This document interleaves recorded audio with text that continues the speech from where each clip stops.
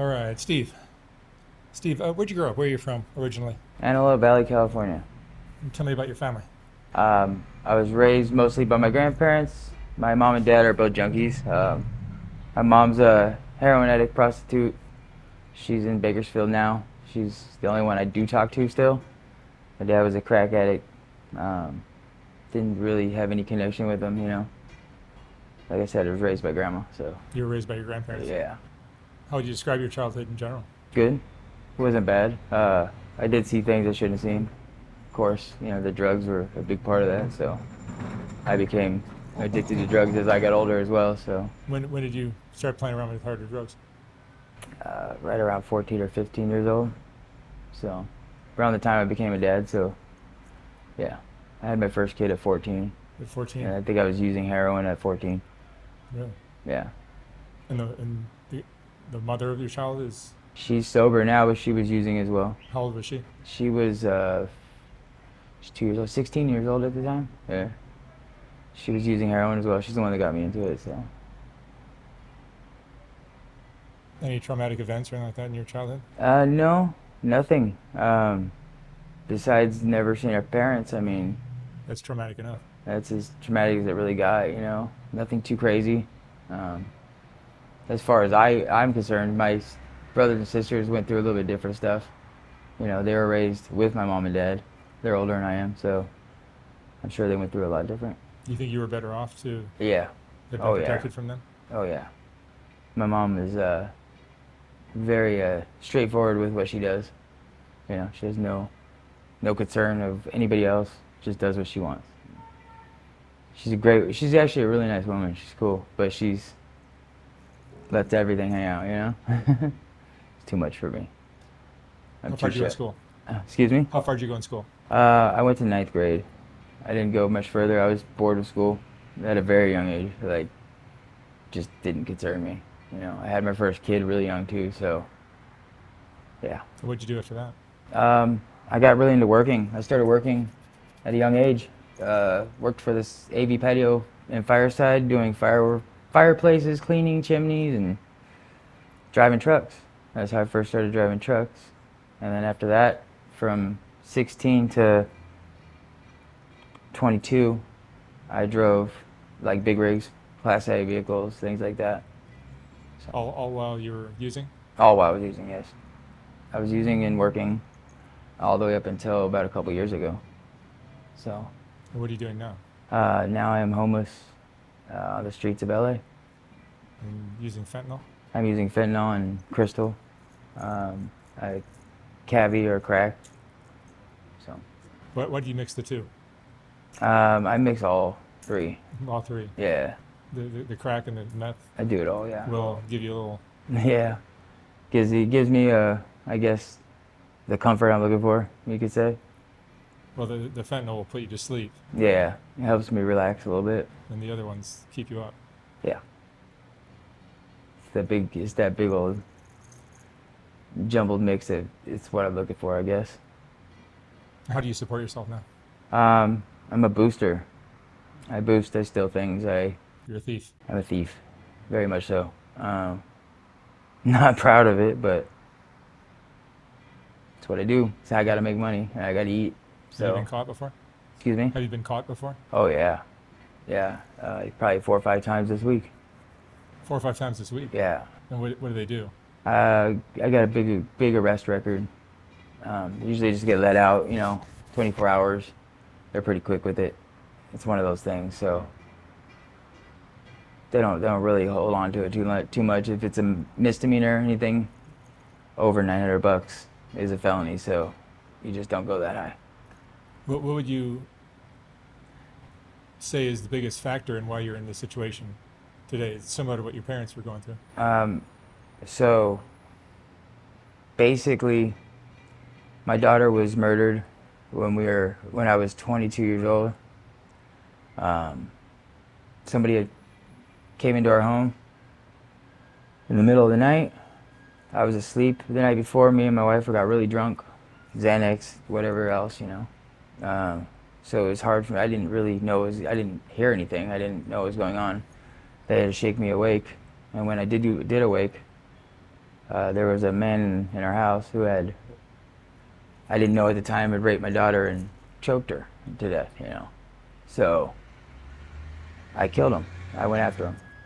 I picked a hammer out of my tool bag and just went after him.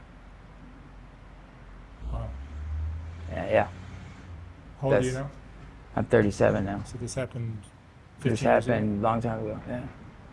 Your daughter was how old? 4 months old. Jesus. Just a baby. Yeah. Just a baby. Yeah, it's a little much. Wow. So. That's a setback for Yeah. anyone. I went to jail for 6 years for killing the guy, of course, you know. I overkilled. I don't know what I did. I pretty much blacked out. I guess I dragged him out front, did some other things, you know. I really don't remember it, so I just know I did the time for it. And while I was in, I ended up getting a couple more years as an add-on for drugs, you know. And when I got out, I actually went right back to normal life. I got a career driving trucks again, Class A vehicles. I still have my license, you know. Why I'm not doing it, I don't know. And I did that up until about 2 years ago. I drove for Coors, the beer company. And 2 years ago, what happened? COVID or something else? No, me and my wife separated. And I think that was a huge factor into why I am where I'm at right now. You know, I guess I didn't see it coming, and it broke me up pretty good. I assume that losing your child must have been very hard for you and your wife Still is. I don't even. for all those years. Still is. It's like, so I can't even talk about it very. I don't know. I've never really talked about it to anybody. Like, it's just one of those things. It's hard to talk about. You don't really want to bring that up in a situation or during conversation, you know. No. Most people don't want to hear about that, you know. What a horrible thing for a parent to go through. It was horrible. It was definitely horrible. It fucked my wife up pretty good. She ended up getting on like pills and, you know, psych meds, all those things while I was locked up. And that definitely changed her as a human and who she became. She was doing well in life, you know. She was a vet tech, just going somewhere, you know. Now she's on SSI and, you know, just basically let it all slip out, you know. It was all gone after that. So. And you're on the streets doing fentanyl. Yeah. Yeah. How does this affect you emotionally? It's got to get you down. My emotions are pretty much topped off with the drugs, you know. They don't come out unless I don't have them. I mean, truthfully, that hurt. Like, talking about that now just brought up a little bit. But I am sober right now, too, so. It's hard. It's hard. It's a hard subject. Very difficult. You're staying on the streets in your tent? No, I'm just a floater. I just sort of just go where I go and I get by how I get by. You know, I stay wherever. If I'm not in LA, I'll be in like Monrovia or I'll go to Long Beach.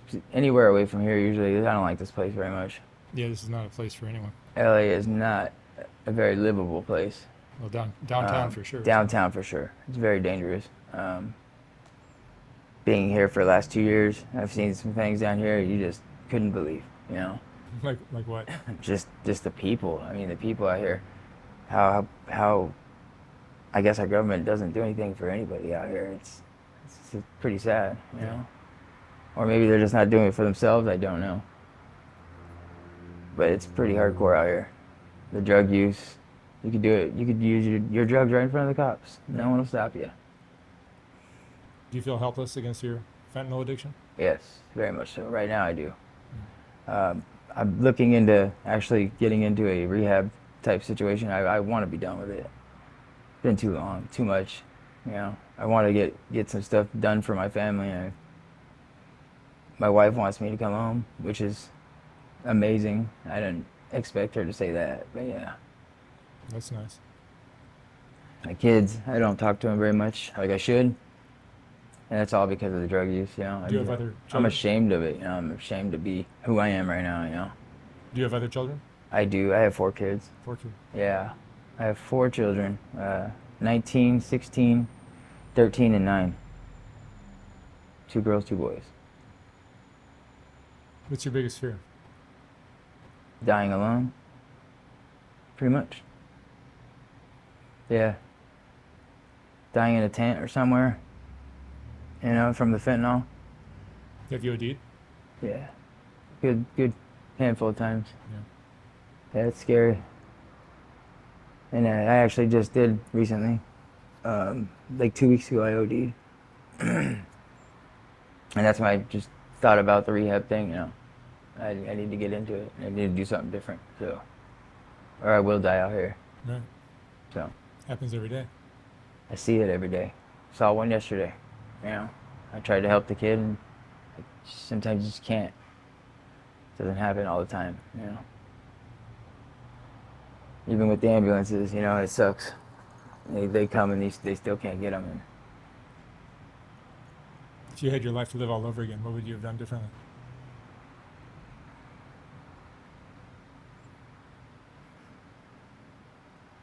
I don't even know. I locked the doors in my house. Not let somebody get in there. Protected my family a little bit better. Because I think this is all from that. This all started there, you know. When I went to jail, I was never like a bad kid or anything, you know. I never committed a crime in my life, you know. So going straight from fatherhood to jail was like tough, you know. Learning that curveball was something I never wanted to learn. Learned how to be real tough, you know. Just deal with shit. So I just wish I could go back and let my kids know, you know, I am sorry that I didn't just stick with it, stay the course. Instead, I get swallowed up with the drugs. I just ate my emotions away with them, man. Just as plain and simple. It's nice that your wife hasn't given up on you. I'm very surprised. I don't know how she does it. She's sober now 4 years and just like killing it. I don't know how she does it. I don't.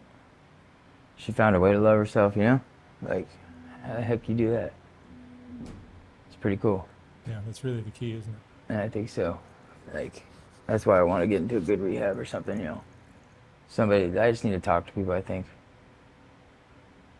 I don't think I've ever really talked about this before, so even right now it's pretty difficult. Like, Therapy is great. yeah, it's something I'm not used to. Very nervous. What was your favorite memory in your life? Favorite memory of my life? We used to go rock climbing with my dad. And it was with all my brothers and sisters. I have a lot of them. And that was like the best times of my life. Like, that was my favorite memory. And then my children being born. It was gross, but it was cool. Like, it was awesome. That was just, it's amazing, you know. That came out of me into her and made that. Like, my son's 6'3", you know? Big old dude. It's crazy. Wish I was there more for him, you know? Yeah. I'd love to be. Steve, what would you say is the most important lesson you've learned in your life? Be humble. To keep your friends close and your enemies closer, and always fucking be there for your family.